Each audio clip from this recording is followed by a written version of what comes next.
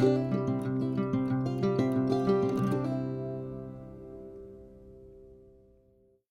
guys, welcome to Home Sweet Homeschool. If you're new here, my name is Ashley and I'm a homeschooling mom to one. And in today's video, I'm going to share with you a flip through of the newest unit from Gather Round Homeschool, Creepy Crawlies. If you've never heard of Gather Round before, it's a unit study approach to learning. It's made to teach your children from preschool all the way through high school with a notebook for all of your children so you can gather around and enjoy learning together. You can check out some of my other videos if you're interested in what some of the other units look like or how to use Gather Round.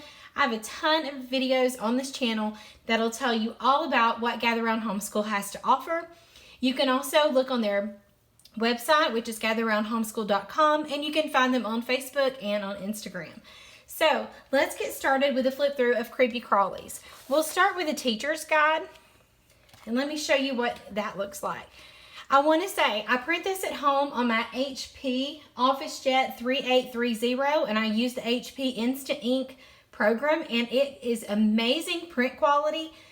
It's amazing. I will say that I did run into a few problems with my internet while I was trying to print. So if you see the print looking a little bit wonky, it's not any fault of Gather Round. That would be on me. So let's look at this really nice teacher's guide here.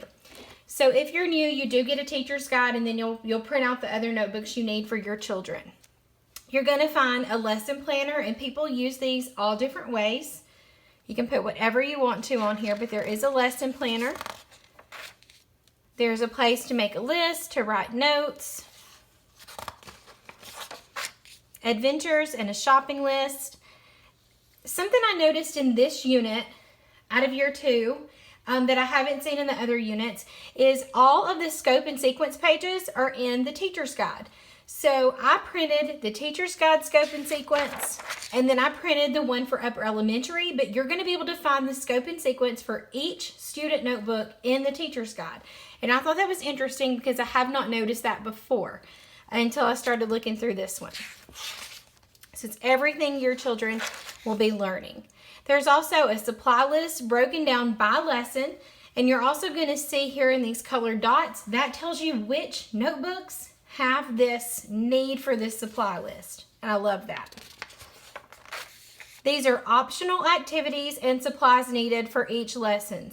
So if you're wanting to order a praying mantis egg case, which my son shuddered when I mentioned that to him. He didn't want to do that. But this gives you all kinds of ideas if you want to do some optional things as you're learning about all these creepy crawlies. Then you have your book list and resources. Always keep in mind these are suggestions. You do not have to go and purchase any of these books. They're just suggestions. Oh, and really quick, something I thought was so cute.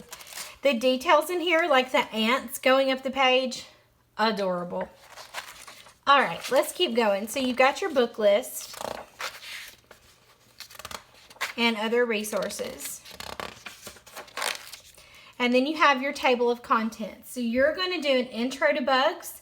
You're going to do bugs in the garden, bugs, well, in the vegetable garden and the flower garden, bugs in the trees, in the orchard, in the boreal forest, in the field, in the rocks, in the house. Oh, that just creeps me out. In the pantry, bugs in our bodies, bugs in the dark, bugs on the pond, bugs in damp places, bugs in the tropical rainforest, bugs in the rot, bugs in the desert, bugs underground, and bugs everywhere. And don't forget to check out the appendix, which is going to be in the back. This page was blank, even in my file. I'm not sure why, but we have a blank page. So I just want to show you what a couple of the lessons look like to give you an idea. So they are going to start with a prayer, which we love to do that every day. And then you have all this information you're going to read to your children. Do know that you can make this work for your family. You don't have to sit down and read it all at one time. You can break it up with videos or hands-on activities because it can be a lot. Also know that some of the words are in bold, and those are excellent vocabulary words to introduce to your children as you're reading. There are some fun facts. There are wonderful diagrams with labels. And this is just your intro to bugs right here. You're going to see here, it tells the students what they need to do. Here's some vocabulary. Here's a checklist for the day. I think it's really cute that it's on a clipboard. That's real cute. tells you everything you need to do. And then you have a day at a glance, which gives you like the answer keys to the pages that need answers. There are going to be times, like on the notebooking pages, sometimes that doesn't come with an answer, and that's because what your kids write on the notebooking page is really up to them. So just keep that in mind. All right, let's look at lesson 2, which is bugs in the vegetable garden. Again, the artwork is amazing in this one. So these are all the little bugs you may find in your garden.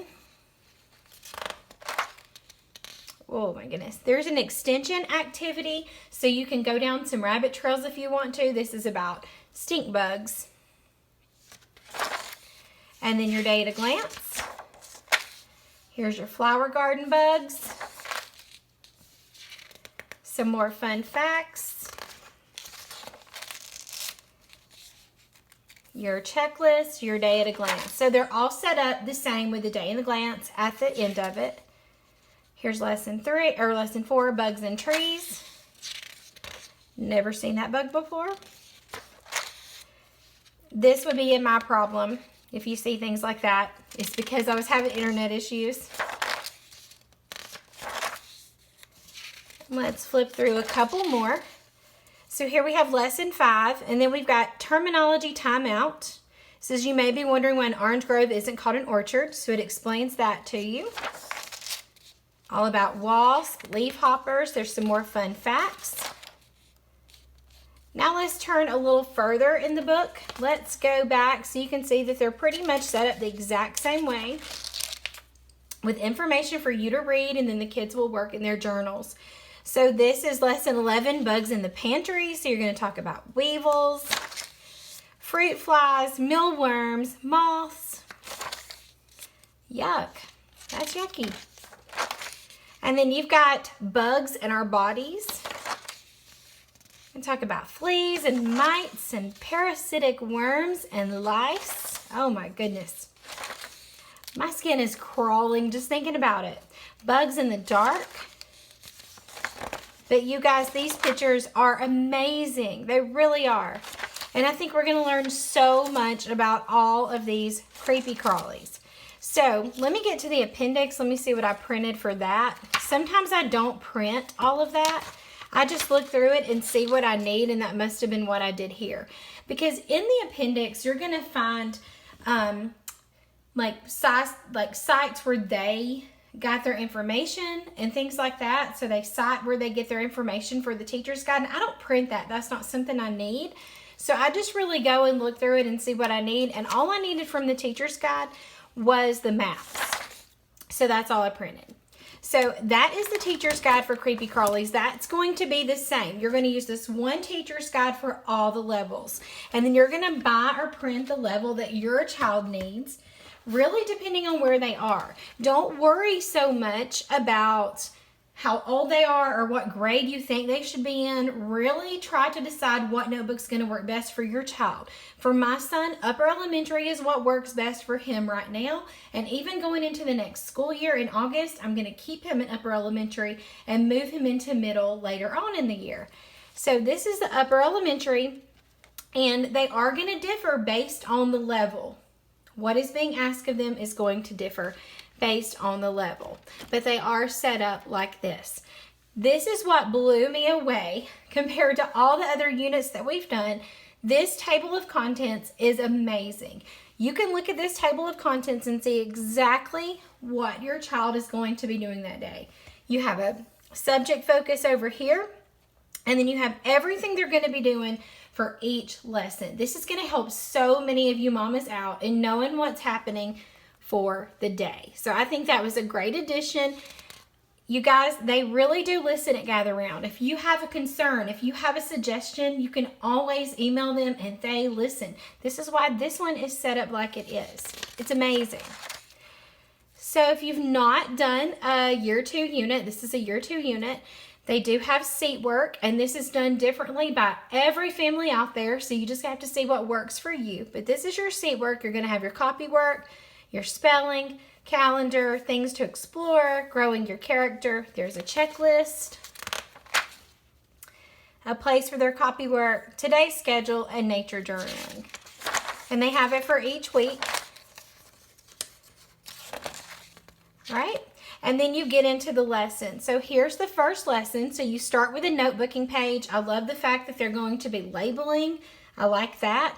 There's some terms to look up. You're writing a fascinating bug fact and you're putting it in a bug jar, which is adorable. You're going to learn what's an arthropod. And then another thing that's a little bit different about this unit is the spelling is built into the lesson now. It's not just on the seat work. It's right here in the lesson. They have their spelling words, complete the word, write the word, and vocabulary. And then there's optional things. If you go to the back in the appendix, there's going to be other ways to practice your spelling throughout the week. So if you need a more hands-on approach, there's some things in the back you can look at. You're going to do true bugs. So here's your Bible lesson. And this is about an entomologist. So you're studying a career. I'm sorry about that. If you see this same page alert, that means that the early reader through upper elementary has the exact same page. All those kids are going to be looking at the same thing. Lesson 2, notebooking page. Then you're going to learn about ecosystems. And their writing project for this time, their big language arts writing project, is a news report. That's going to be so much fun. Here's some geography for bug distribution, science and art. And then you're on to lesson 3. So each of the lessons do start with a notebooking page, adding something to your bug jar, defining some things, drawing some things. Simple versus compound eyes. Subject-verb agreement is what you're working on in language arts. Butterfly migrations. And then you have some spelling and vocabulary.